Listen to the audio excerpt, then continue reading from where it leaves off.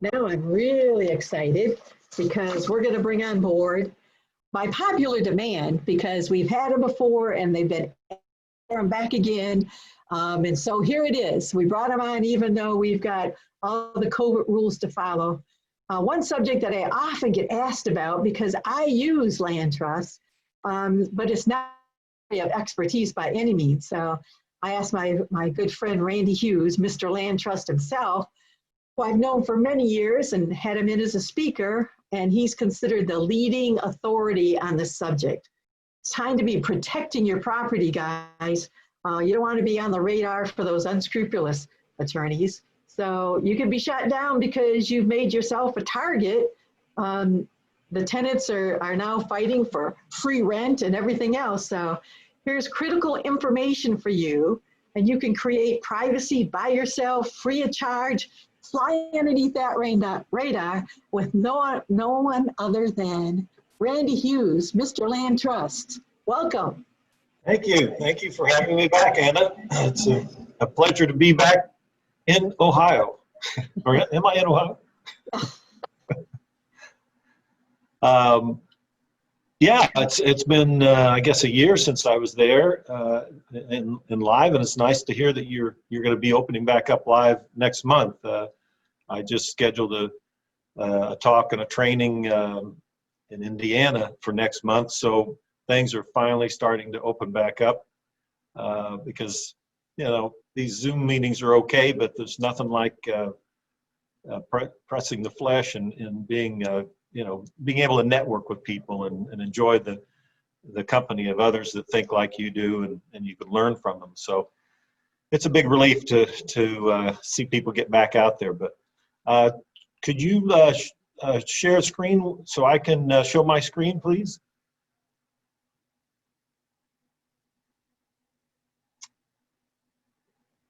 You should be good to just click share at the bottom of your screen. Okay, let me see.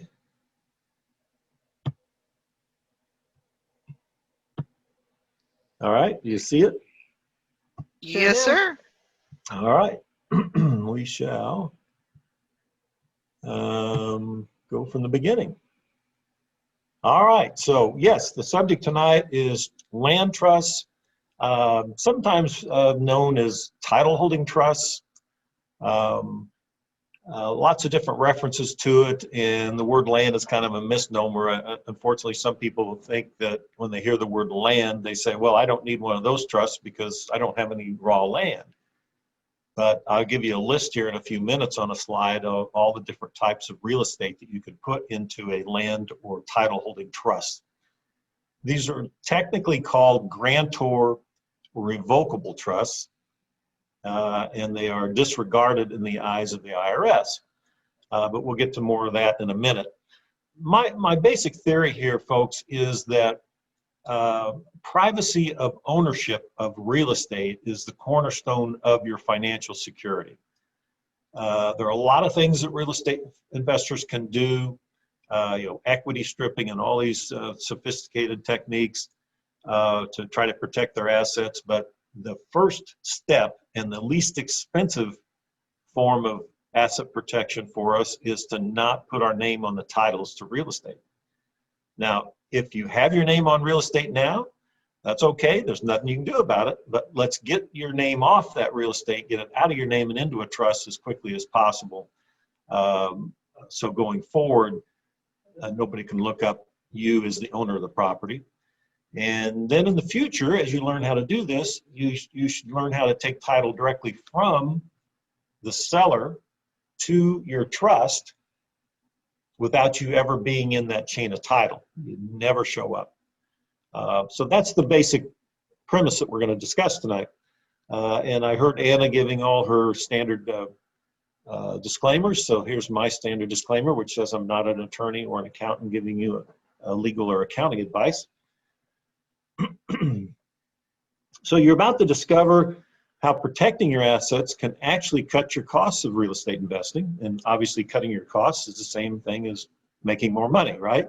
So we want to make more money doing the same deals, but using a trust instead of holding title in your name.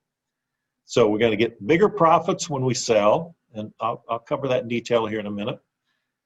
We want to eliminate risk of selling notes or contracts. I don't know if any of you attending the webinar tonight are buying and selling notes secured by real estate or contract assigning, but the trust works really, really well with those types of techniques. There was some mention earlier on the presentation tonight about LLCs, and I want to mention to you that I use LLCs in my business every day. I'm not here to denigrate LLCs. I think they have their place. It's just, I don't think you should hold the title to your investments in an LLC. And let me give you two quick reasons. There are several reasons, but give you two quick ones. Number one, I can look up who owns an LLC unless you form that in Wyoming, Missouri, New Mexico. I can look up who owns them. And so, you know, if we're trying to get our name off the public records, titling your real estate in an LLC isn't going to give you privacy of ownership, because most states publish the owners of LLCs. The second problem with holding title directly in your LLC is, let's take an example. Let's say you've got 10 single-family rental houses, and you title them all in one LLC. Now, there's a lawsuit on one house. You're sued and you lose, and the plaintiff gets a judgment against the owner of the property. Who's the owner? Right, the LLC. So now they've got a judgment against all 10 of the properties held in that LLC instead of just one. So that doesn't seem very smart to me. And it will tie up all your properties. You can't refinance, you can't sell until that judgment is satisfied. So it makes a lot more sense to me to put each property into its own separate trust. So each property is insulated from the other properties. So if you have a problem on one property, yeah, you may have to kill it and give it away, but at least it won't affect all your other properties. So what I do is I use the LLC as the beneficiary of all the trusts that hold title to the real estate individually. Now, if you own a lot of property, you might have multiple LLCs, or you might even enjoy the use of a series LLC. But that's something you can Google and investigate on your own.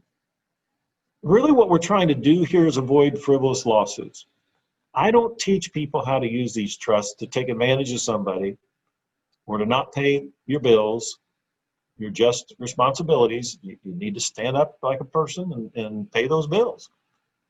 But our legal system is kind of run amok here in America. And there's a whole lot of people out there that don't want to work hard like you do. And they would rather sue under some crazy legal theory to get money from you as opposed to working hard. And let me give you an example, because I think examples, real life examples, things that have happened to me and have happened to my students, will convince you to use a trust more than any just a presentation with words and on slides and just esoteric type of things. You know, real life examples. That's what convinces me to take action. So a good example of a frivolous lawsuit is a property that I owned and I lived in with my family. I sold, and 6 months after closing, I got a letter from the buyer's attorney, and it said, my buyer had to replace all the toilets in the house, some wood flooring, and an air conditioner. And if you'll just send us a check for $8,000 to cover those expenses, we won't sue you. Wow. The last time I checked, I'm not responsible for maintenance after I sell a property. And those were maintenance items. Yes, we did a seller disclosure. As I remember, I think he even bought a home warranty program. But, you know, this is kind of crazy. I mean, what is going on here? It's nothing more than intimidation. Some contingency fee lawyers will sit back and send out, 10 or 20 of those letters every day. Most people will give in because they don't like to be sued. It's a threatening position that makes them very uncomfortable, and they'll say, well, you know, I don't have $8,000, but here's 5, that's all I got.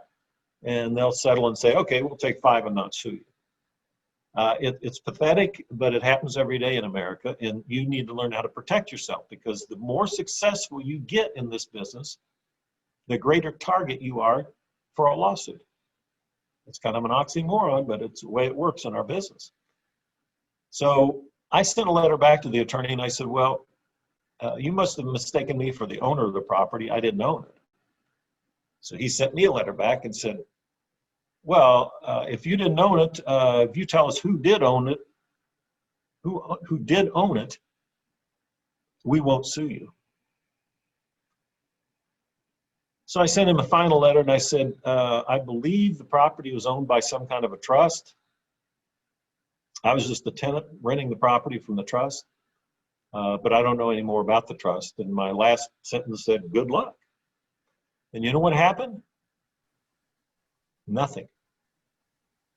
The attorney didn't even have the respect to send me a letter back saying, okay, nothing happened. So what does that tell you, folks? I know what it tells me. It was all a scam to try to milk $8,000 out of me. He knew it, and I knew it, that there was no responsibility on my part.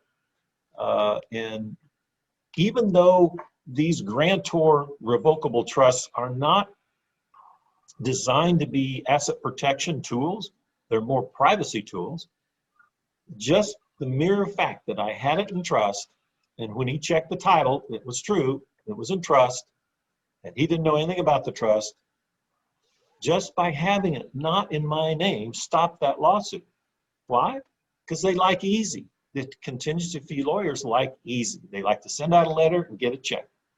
They don't want to go chasing after some kind of a trust and spending time and effort doing that. So avoiding frivolous lawsuits, the more successful you get in this business, folks, the more important it's going to be for you, because you are a big, big target. So what is the tool of a smart real estate investor?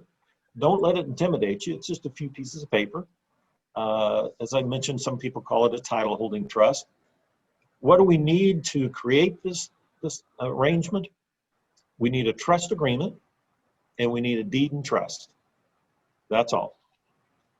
The trust agreement involves 2 parties, a trustee and a beneficiary. The trustee holds full legal and equitable title to the property, and the beneficiary owns the trust, not the real estate. So why is that important? The beneficial interest in a trust is personal property, not real estate.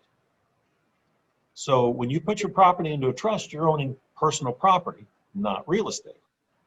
And I'll explain a few slides on down the road here why that's extremely important to you, especially if you are the type of real estate investor that likes to sell on an installment contract. I love doing that. I do it all the time. It's a great way to make money in this business, but it bears some risks, and we need to solve that problem with using a trust.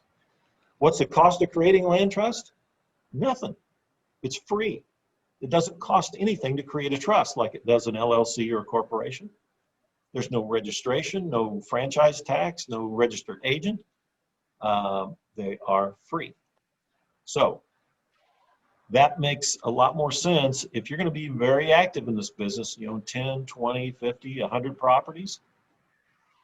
It's just going to be way too expensive for you to hire somebody to set up all those trusts for you if you believe in my philosophy of putting each property into a separate trust. That would be very, very expensive. So it's important that you learn how to do this, not only to save you a ton of money, but so you know exactly what you're doing. You create the trust to your specifications, and you understand things better if you do it yourself. I can promise this list to you. Types of property held in a trust. Well, here we go. Pretty much all kinds of real estate, even air rights, mineral rights. I had a guy call me and said he wanted to buy my home study course and learn how to create trusts. And I said, great, what are you going to do with it? And he said, well, I'm down here in Kentucky. I've got 1,500 oil and gas leases And I want to put each one in a separate trust because some of them go boom and some of them go bust. And I don't want to put them all in one LLC or one entity because obviously the bad ones would affect the good ones. So he bought my course and created 1,500 separate trusts to hold his interests in. Very smart guy.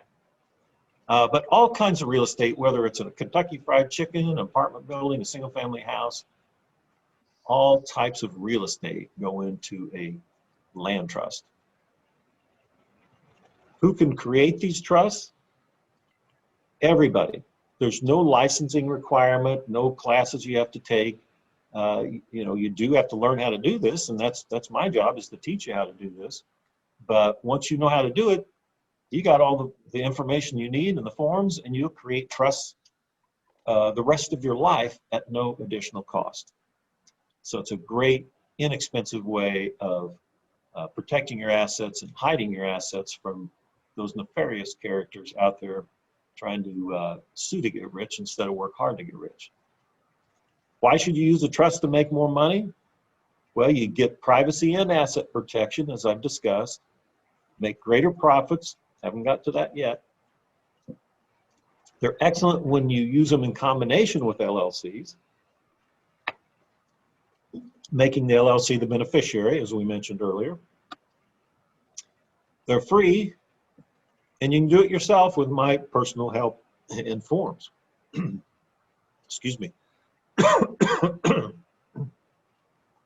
Who's not using this profit and privacy tool? Owners that put their name on the title of real estate. Excuse me again. You see, it just doesn't pay to put your name on a title. You get all the same benefits to real estate ownership, owning it in a trust, as if you don't own it in a trust.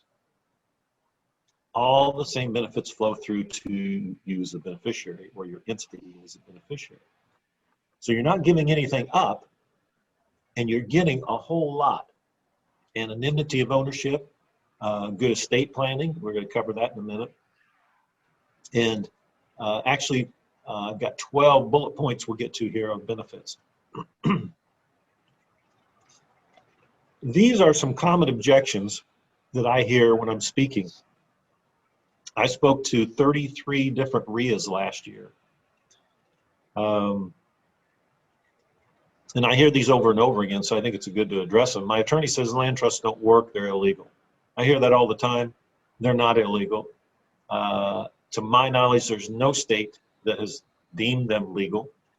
There are some states where it's more difficult to use them than others because title companies aren't familiar with them. But no, they're not illegal. It's too expensive to put each property into trust. Well, if you learn how to do it yourself, it's not expensive. In fact, it doesn't cost anything. Now, that's true. If you do hire somebody, it's going to be too expensive if you have a lot of property. I don't want the extra paperwork. Well, that's true. When people ask me, what's the downside of using a trust? Extra paperwork. You got to create the trust agreement, have a trustee, got to sign some papers. But the way I look at this is, what's your net worth worth? Protecting your net worth, is it worth a little extra paper? I think so. It certainly is the more successful you become in this business. And it's really smart to do this early on in your investing career. I had probably 15 houses in my name personally before I woke up to the fact that that wasn't real smart. And anybody could look up what I owned, what the debt was, and pretty much approximate my net worth just by looking on the public records. So I had to retrofit all those 15 houses, and it wasn't too big of a deal, but it would have been nice if I'd learned this going into it, and I could have just done it right from day one. But if you own property now, like I said before, nothing you can do about it. Let's just be as quick as possible. Number 4, I'll lose control of the property. I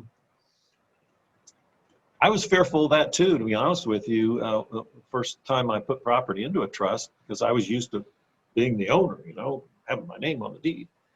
But I soon learned that I didn't lose control. I just changed the control. And the control was from the beneficiary level. The trustee has no power to do anything unless given written instructions from the beneficiary. So you do still have control. Number 5, I don't care if somebody sues me, they have the right to. Well, you know, if you feel that way, then you'll probably end up with no assets and old and poor and on the streets, but you're entitled to that opinion. Number 6, I'd rather hire someone to do it for me. I do have a lot of people that tell me, you know, for whatever reason, they don't want to learn how to do this themselves. And would I refer them to an attorney that's knowledgeable enough to do this? Most attorneys don't know how to do this, and it's only because they weren't taught how to create trusts in law school. It's not a big item to learn in law school. So if they don't take it upon themselves after law school, they just don't know how to do it, and consequently will refer you to forming an LLC, and you might create those problems I mentioned earlier about holding title directly in an LLC. But I do have attorneys that I can refer you to. One comes to my mind. She charges $1,575 per trust. So that gets pretty expensive fast. You could probably find it somewhere less expensive if you can find an attorney that's trained in this. But the bottom line is it's going to be expensive no matter what you do if you own a bunch of property. And that's certainly your goal, is to acquire a lot of property so you can build wealth for your family. So hopefully you're going to join the club today of real estate investors that never put their name on the title to real estate again. It just is so darn dangerous. Let me give you another story right now about how dangerous it can be to own real estate in your name.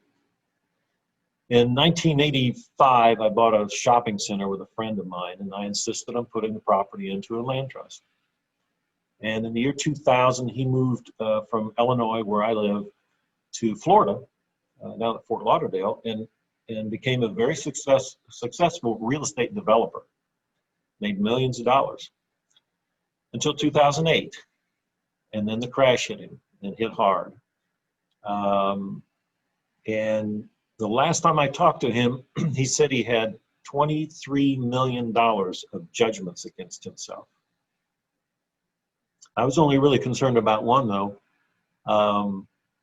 There was a bank in Florida that filed a lien here in Illinois. Now, my friend hasn't lived in Illinois at this point for 15 years. But a bank in Florida looking for their money came up to Illinois thinking, well, maybe he still owns something up there.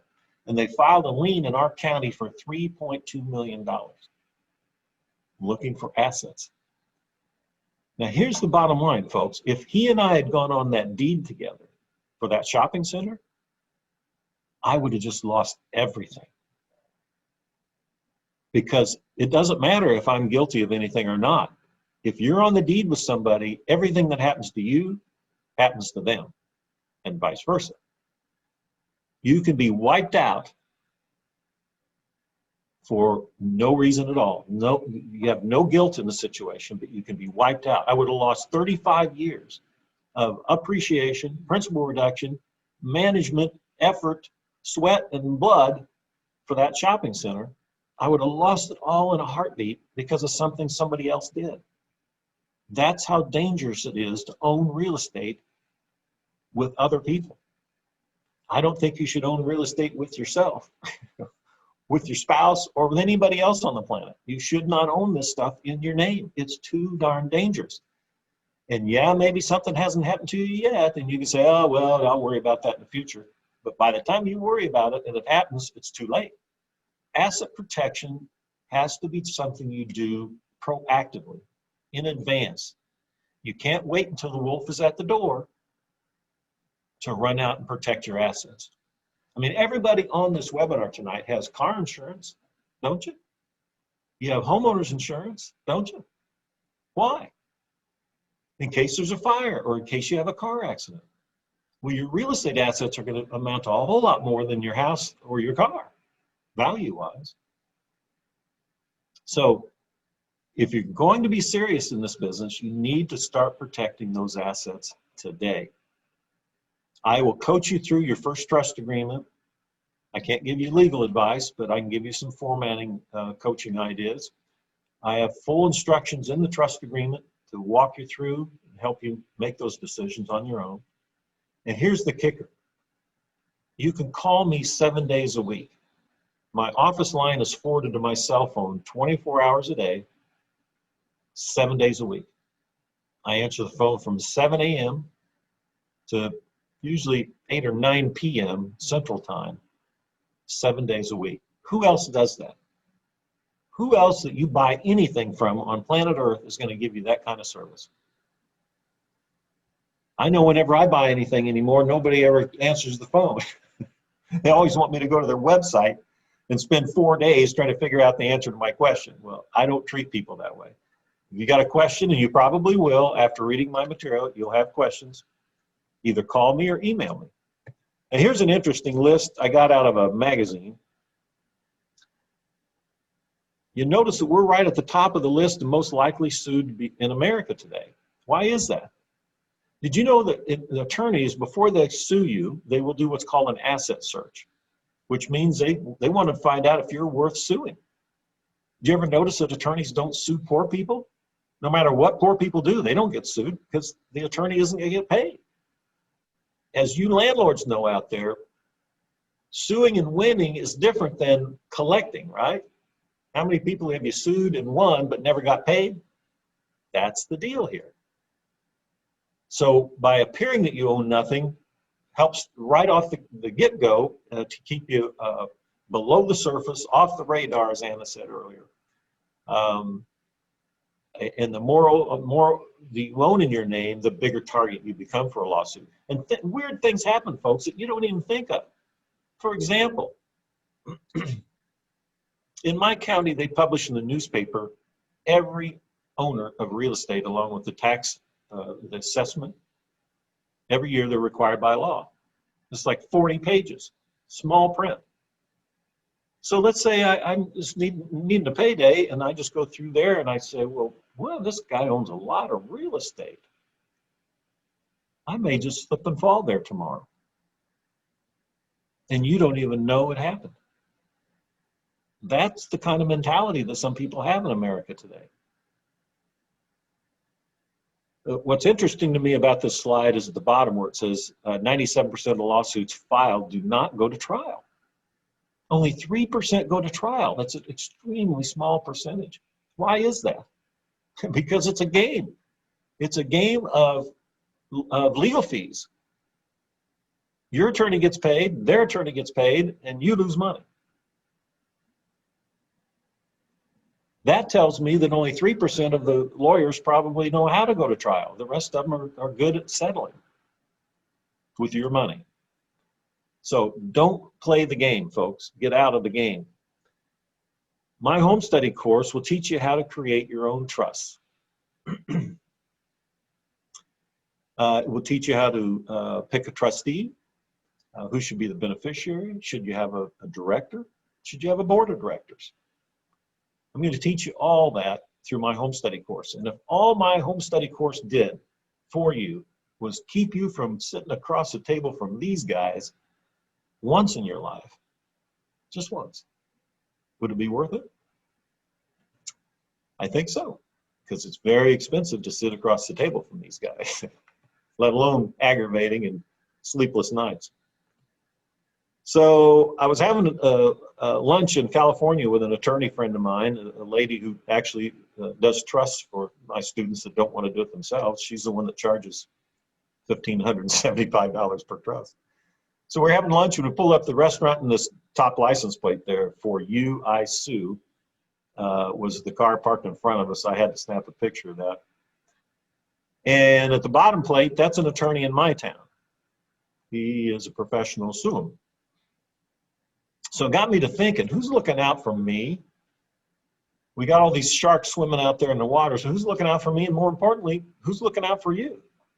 So I made a list of those that are looking out for you and me.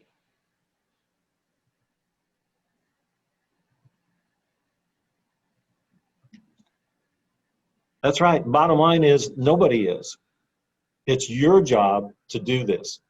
If you don't take the bull by the horns and learn how to protect your family's assets, nobody else is going to do it. I have an attorney I use for all my real estate transactions.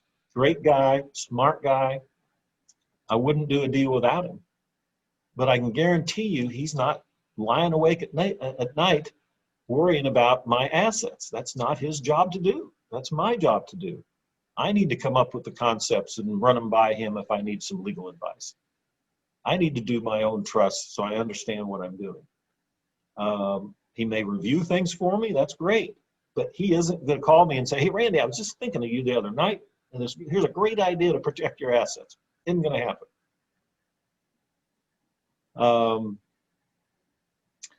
And there is a brief history about me. I am somewhat reluctant to say that this is my 50th year in the business. Can't believe I'm saying that, but it's true. Bought my first house in 1969. So been in the business 50 years. My parents did go bankrupt and got divorced, which was largely due to my father's alcoholism. The reason why I mention this to you is I didn't have any seed money, no wealthy parents to get me started in this business. The very first house I bought, I used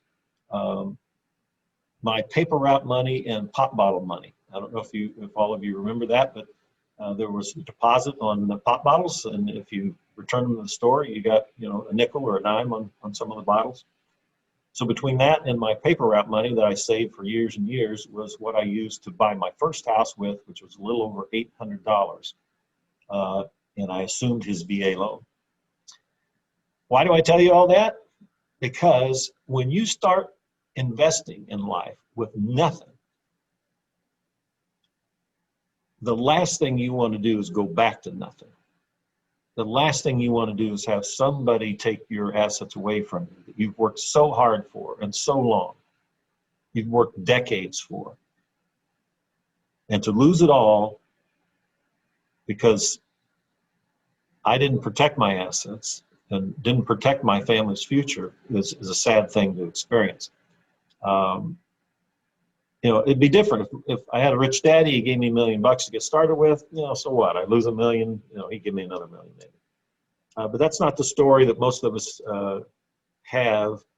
Most of us work really, really hard for the assets we acquire, and we deserve to keep them and not have them taken away from us. I'm going to play a short video here. I was out speaking in California the other day, and at the end of the speech, an attorney came up to me. A man came up to me, and he introduced himself as a lawyer. And he started telling me the story, and I said, wait a minute, we got to stop and videotape this, because I think some of my folks in audiences when I speak would like to hear it. So let's see if it works.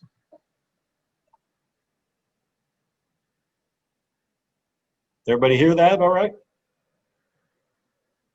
No, can't hear it at all? No, what you need to do is reshare, and at the bottom of the screen, there's a checkbox you need to mark saying share system sound.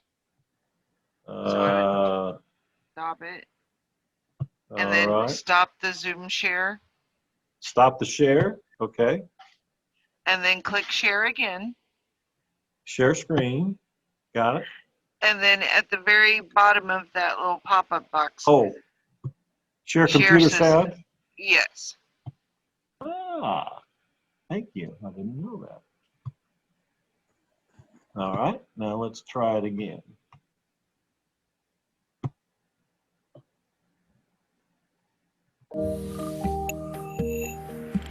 Perfect. You can hear it? Yes, sir. Thank you. Andy, I have to tell you, as an attorney here in California, I pride myself on the ability to basically break apart anything legally. And what you've presented is beyond my ability to pierce. The asset protection and the methodology, especially the specific order of going out of state, using some of your high-end methods is just mind-blowing to me. It's something that I can't find a way to pierce it, and I've tried. Well, thank you. I appreciate those comments. It's nice to have the affirmation like that from time to time that most, because you're not always believed, when you teach this stuff. Some people think, well, maybe that's all theory, but it doesn't really work. So when you hear it from somebody that's in the streets going after people from time to time, it's nice to know that we've put up a barrier you can't get through. So thank you for that. You're welcome. You absolutely have. Thank you. Okay. Well, I hope you could all hear that. Nothing like getting one of the sharks out of the water and having them testify, huh? All right. I assume you could still hear me all right. Yep, you're all good. All right, thank you. So a little over 10 years ago, I formed something I call the Land Trust University. And it's a membership type thing. Fortunately, I was kind of ahead of the curve when it came to COVID because I was already teaching online. In my Land Trust University, I have videos of me teaching the material to a live audience. My Land Trust course is taught to a live audience. It's in modules, and then you get a little test after each module, and you can see what other students are getting. It's a real live university. I have a list of land trust friendly lenders, land trust friendly insurance companies. If I invent a new form or update a form, like my trust agreement, I'm on the 6.0 version. I just finished, 6 or 8 months ago, I finished my 6.0 version, put it in the Land Trust University. I have a list of every state, their laws relating to land trusts, if any, title companies, local attorneys, trustee services on a state-by-state basis. I mean, there's a tremendous amount of usable information. I'm the only guy on the planet doing a land trust newsletter. If you're a member of the university, you get access to my last 10 years worth of newsletters. And finally, I do a monthly coaching call for my students, and we talk on a Saturday morning for an hour about privacy and asset protection and trusts and all kinds of real estate related subjects. Those calls are recorded, and I give you access to the last 10 years worth of calls in the university by subject matter, so you can go through and pick what subjects are interesting to you. All that comes on a membership basis that's $27 a month.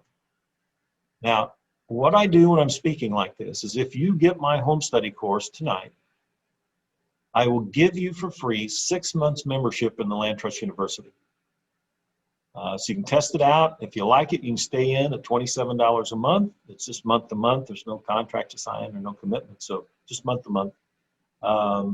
But I think most people do stay in because they like the coaching calls, they like my newsletter, they like it when I invent a new form to use.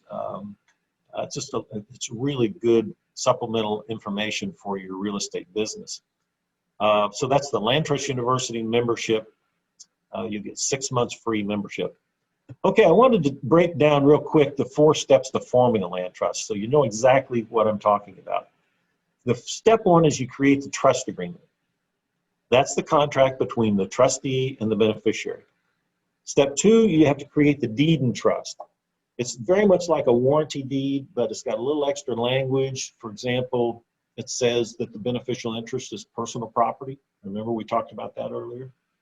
So if you're the beneficiary or your LLC is a beneficiary, it doesn't own real estate, it owns personal property. And then step 3 is we record the deed and trust in the county in which the property is located. Not where you live, not where you form the trust, but where the property is located.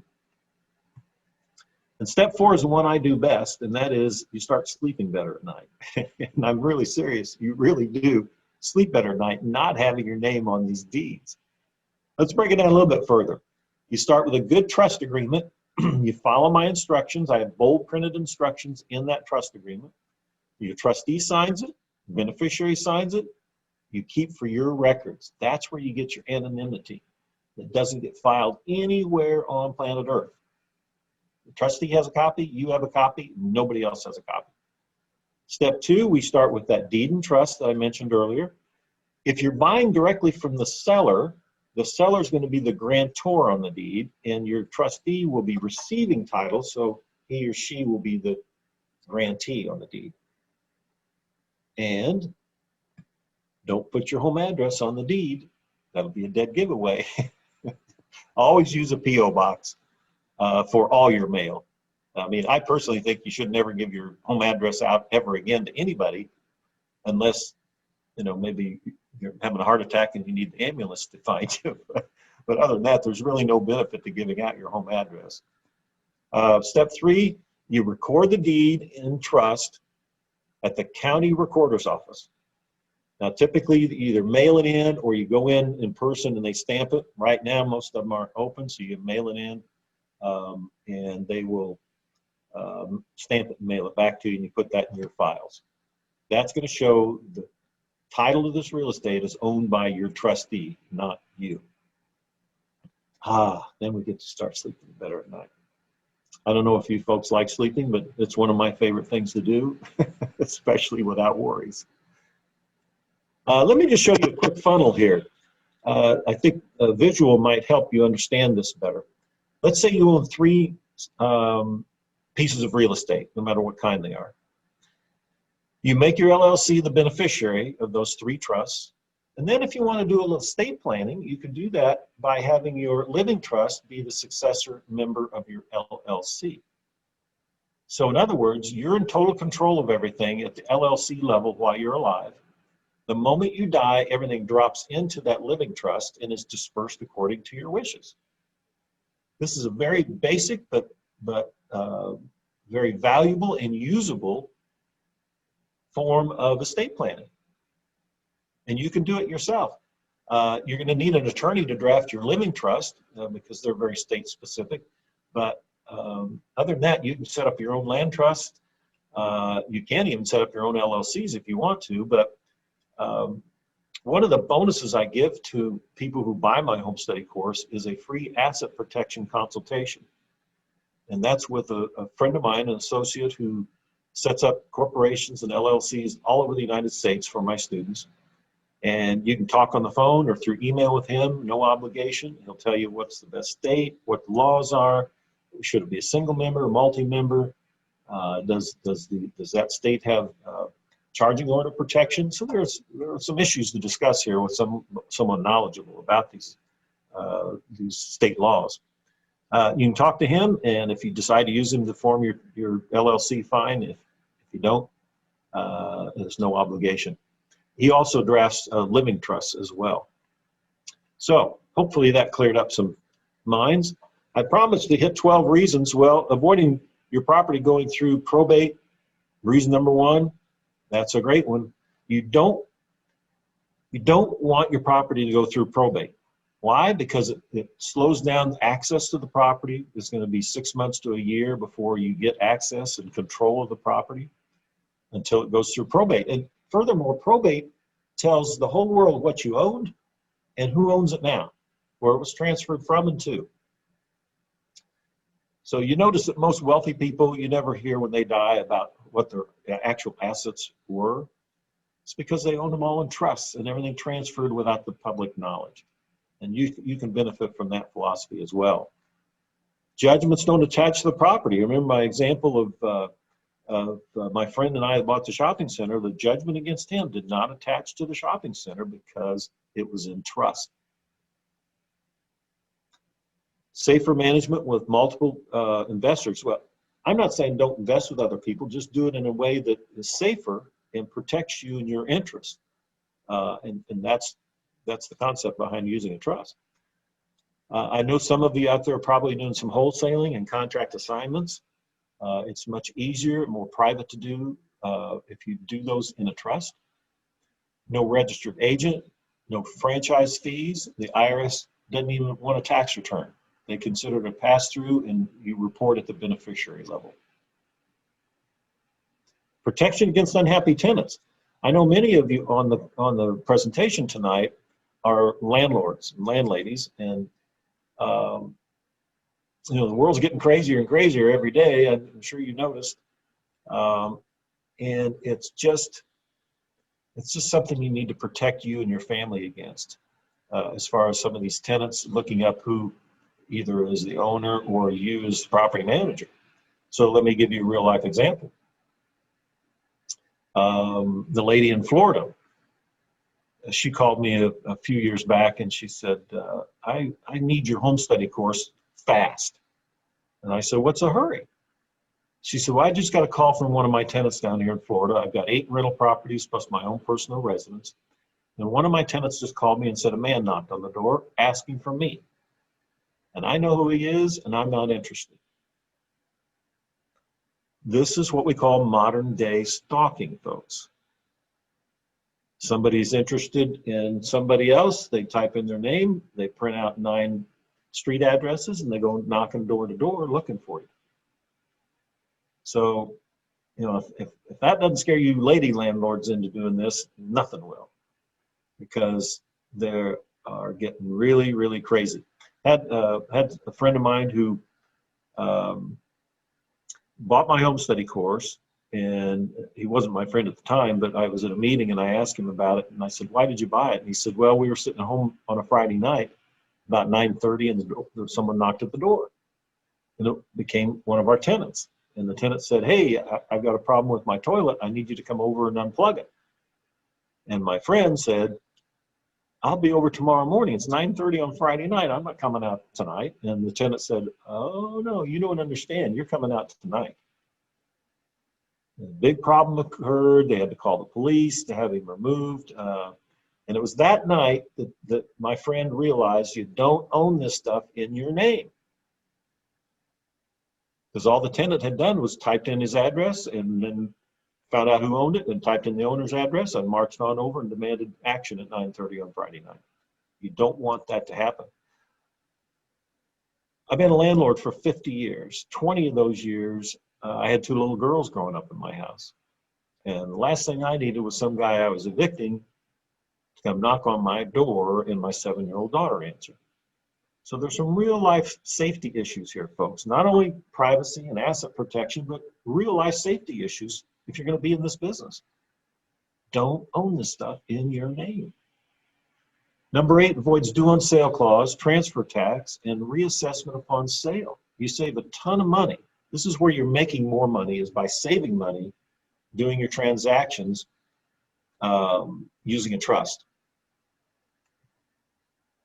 And privacy of ownership helps you avoid ID theft because you're getting out of the system.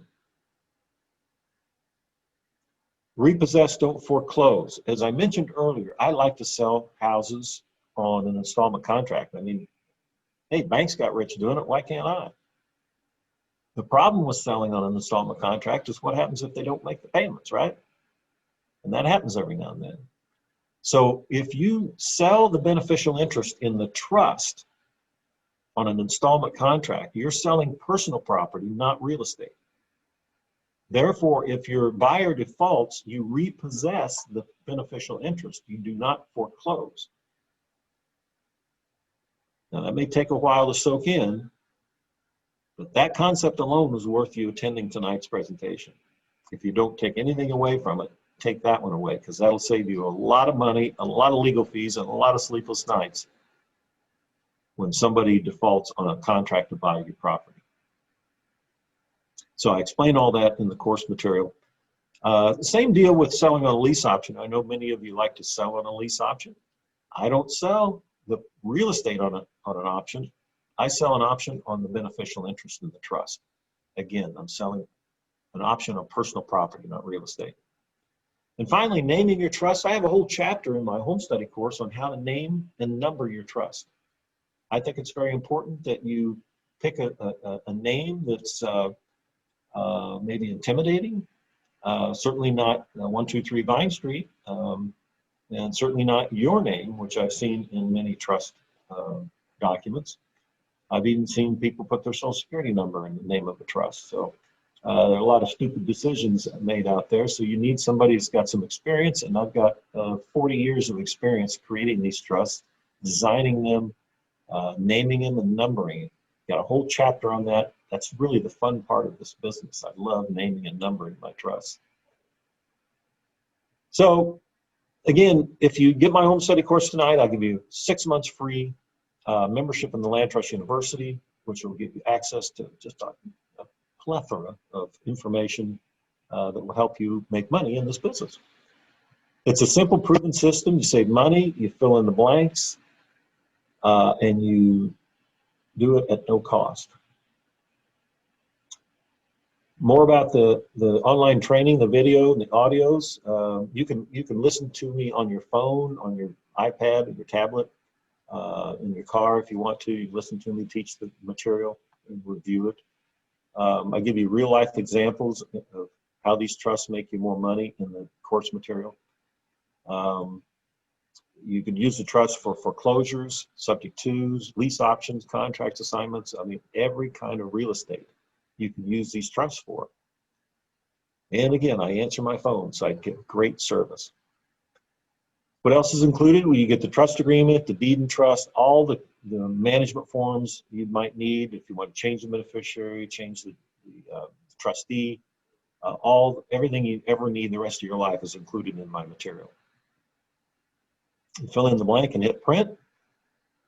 And I mentioned that already about the LLC specialist. You get a free consultation with my friend, the LLC specialist. So what's it cost? Not a whole lot. $597 will get you the entire home study course. And it'll actually get it to you. I'll give you a hard copy and a download version. You'll get that immediately. You'll get immediate access upon your purchase to the Land Trust University, where you can download everything immediately while you're waiting for the hard copies to arrive in the mail. So that's only $597. You can deduct that off your taxes. So Uncle Sam will help you pay for some of that. Let me just give a real short final testimonial here. I think you'll find interesting. This guy was named TJ, and he was in he was in college when he made this testimonial for me. Hi, my name's TJ. I'm from Illinois. I'm 21 years old and I'm a senior in college. I recently acquired a piece of land down in Florida, and I knew a little bit about land trust, but not much. After finding some research and doing some online, I came across Randy's website. I wasn't too sure about it all at first, but I did call him because he had his number on the webpage, and I eventually bought the Land Trust Made Simple home study course. The course was great, and I was actually able to make my own land trust 100% by myself. No attorneys involved, no realtors involved, and that's me with very little real estate experience. If I can do it, anyone can do it, and I want to reassure you that it is well worth the money. That was quite a testimonial. He just sat down and banged it out the first time. So my Land Trust Made Simple combo deal. I do have an advanced course that gets into teaching you how to do personal property trust. So if any of you are interested in putting your car, your boat, your motorcycle, your shotgun in a trust, that would be a personal property trust. And I handle all that in the advanced course with a lot more. You don't need the advanced course. You may want it, but you don't need it to create a trust. All you need is the basic course. But I do, when I'm speaking, I always throw this out because I offer a special deal. They're both $597 a piece, but if you buy them together, I discount them by $300, down to $897. I also have an elite package, which has all four of my courses, both my land trust courses, my option course, teach you how to buy and sell options on real estate, and my privacy and asset protection course.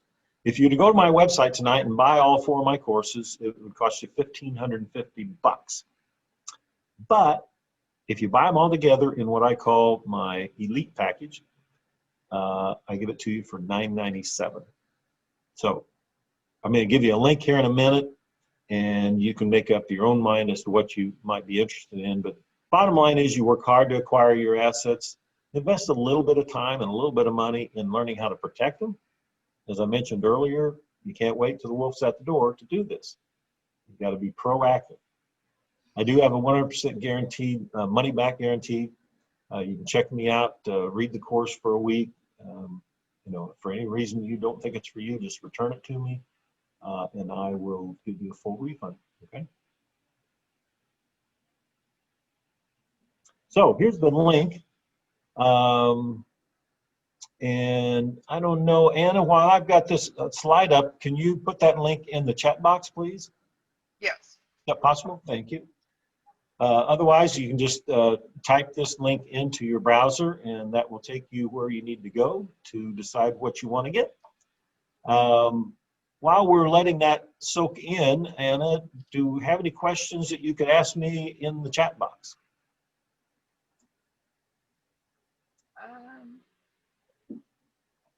I guess I should offer it up and make sure everybody understands that I'll be glad to answer questions if you post them in the chat box. So you're gonna put it in the chat box then?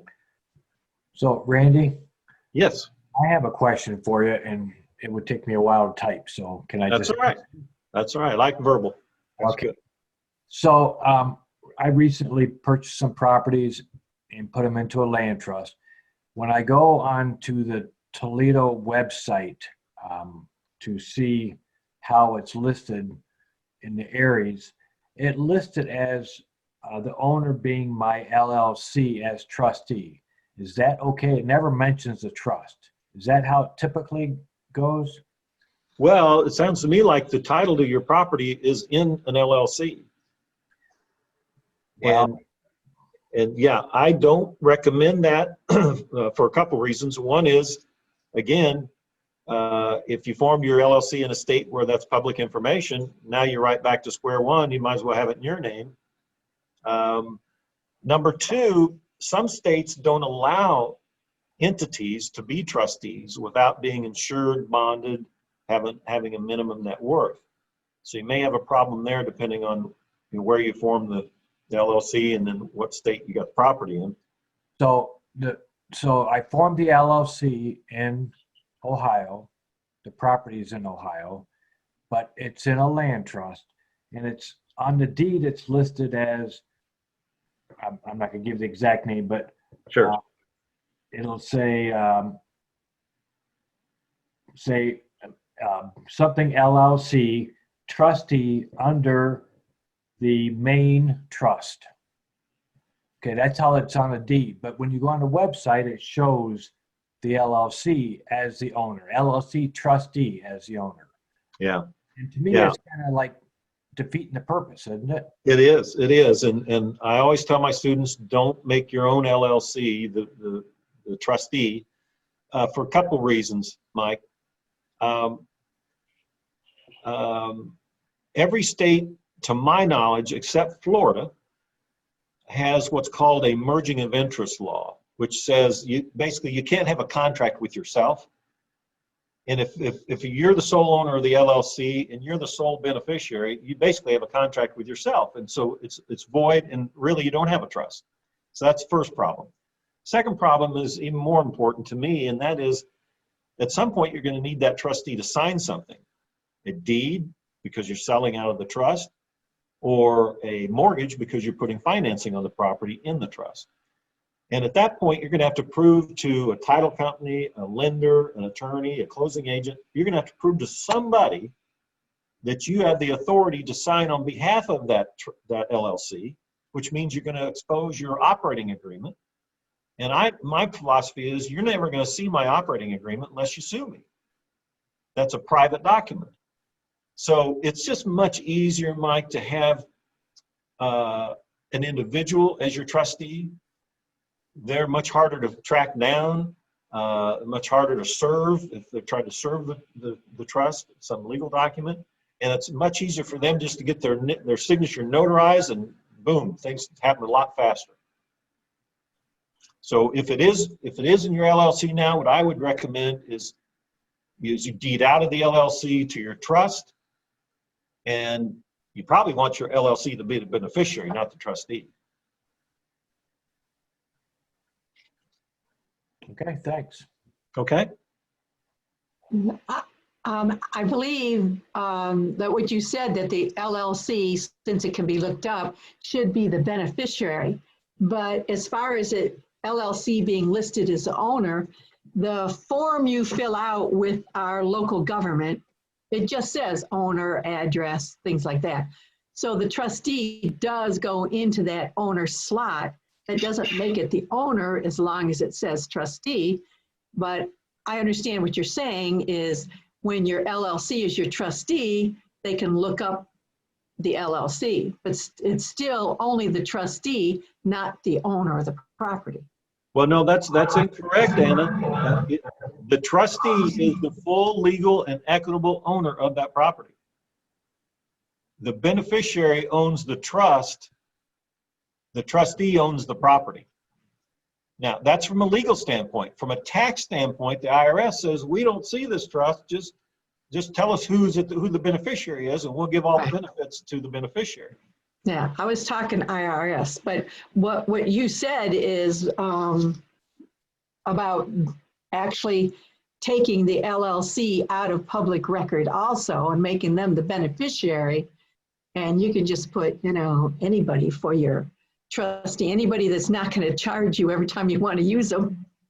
Yeah, now, I have a whole chapter in the home study course on who can be and who should be your trustee. So I give you a lot of good advice there. But occasionally some of my students they call up and say, Randy, I just don't have anybody to be a trustee. And in that event, I refer them to some trustee services that I know. And they usually most of them charge the same thing, about $300 a year, or $300 the first year and around $200 each year thereafter. We do have title companies that do it here, but I believe other than the initial charge, they only charge you if you need to have something signed. I'm not real educated on that because in 47 years, I've never sold any properties. So. Well, you're right. They charge you for everything. If they get the tax bill, they'll charge you $50 to forward it to you. If you have a mortgage to sign, there may be 20 signatures. They'll charge you $75 for each signature. So it gets pretty expensive using a business or a title company. The individual trustees are much more reasonable in their pricing.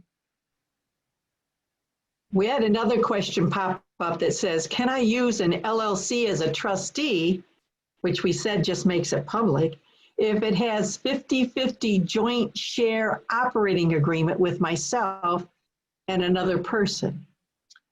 Well, I think technically you could, because now it's not just a contract between you and you, it's a contract between you and somebody else. But again, I still wouldn't do it for all the reasons I've given. Okay.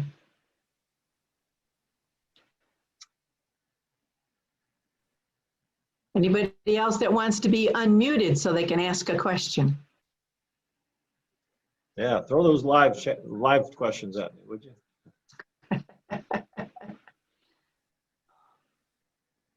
I think we've cleared the field. Any parting comments, Randy? Yeah, I know that this subject may be a little strange to you at first, but it becomes very comfortable once you get your initial trust agreement formulated and on your computer. It's really just a matter of 5 minutes to create a trust. You fill in, who's a trustee, who's a beneficiary, you date it, and you hit print.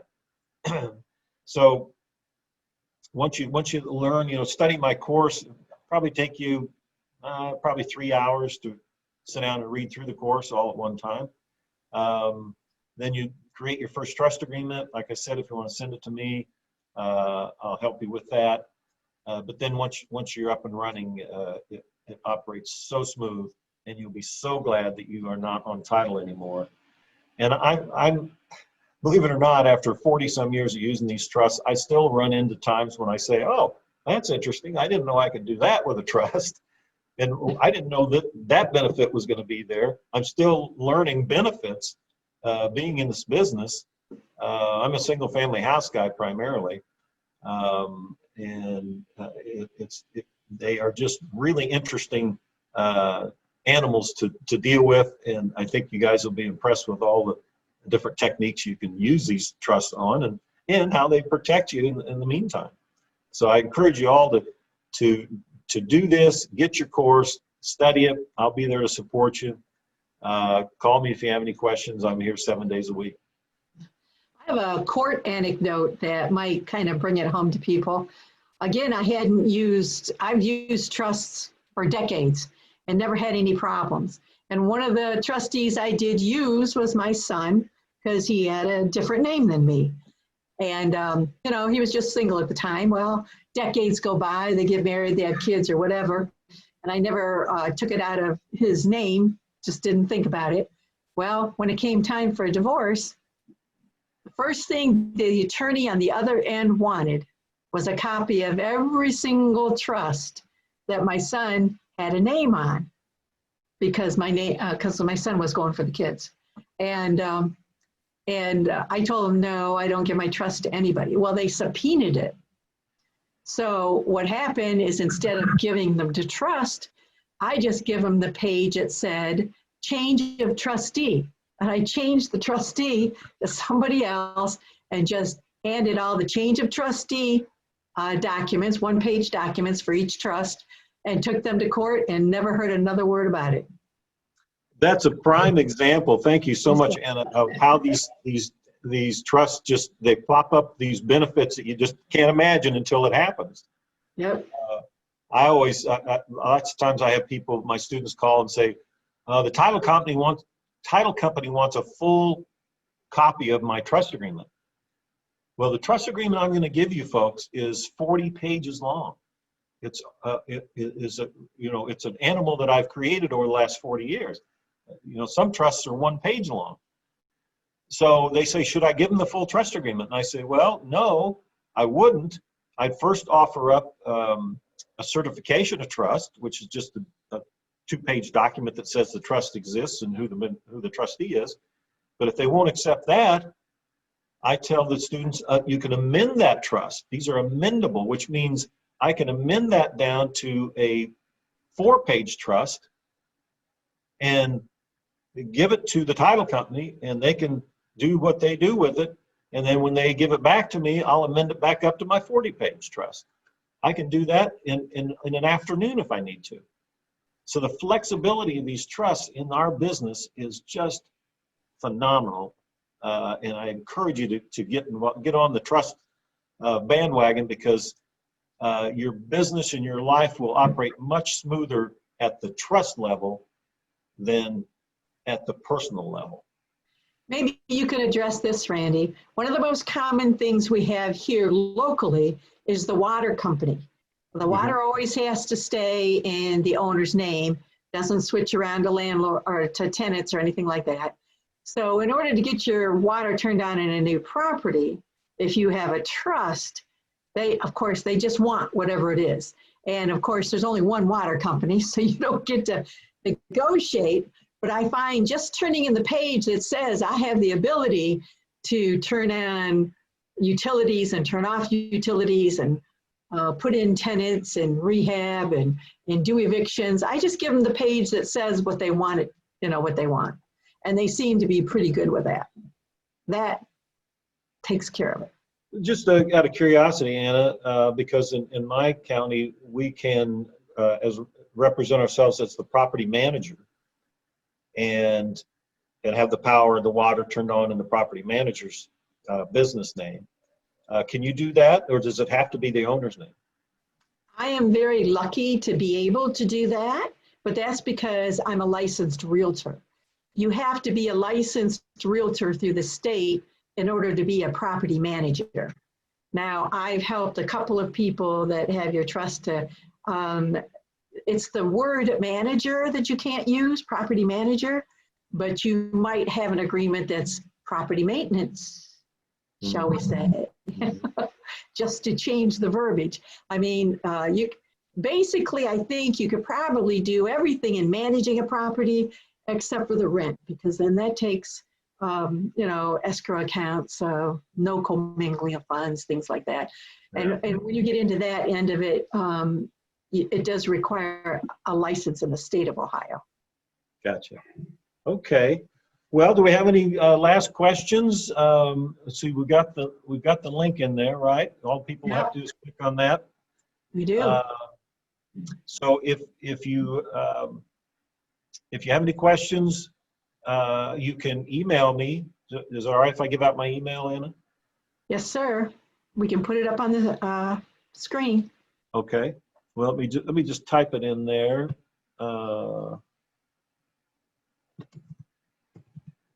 Yeah.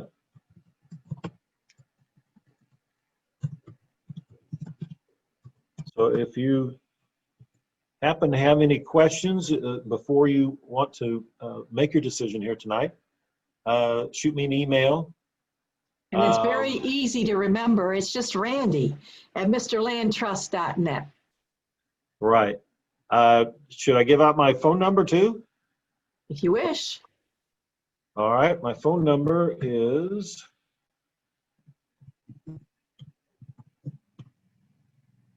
so if you want to see if I answer my phone, like I say I do, call me. There we the go. only time you'll get my voicemail is if I'm on the other line with another student, and then I call you back really quickly, though. Thank you. Thank All you. right. Thanks again for the opportunity, Anna. It's always a joy to talk to you folks there. All right. You guys are Thank thick you, in the Randy. business. All right. As we wrap up tonight's online Zoom meeting, I'm going to check the audience. Is there any of our vendor members that would like to spotlight anything? Going once, going twice, going 3 times. All right, everybody, jot down. I'm trying to give you enough time to jot down the phone number and jot down the email address and also the link. So thank you again, Randy. See you Thanks again. a lot. All Thank right. you.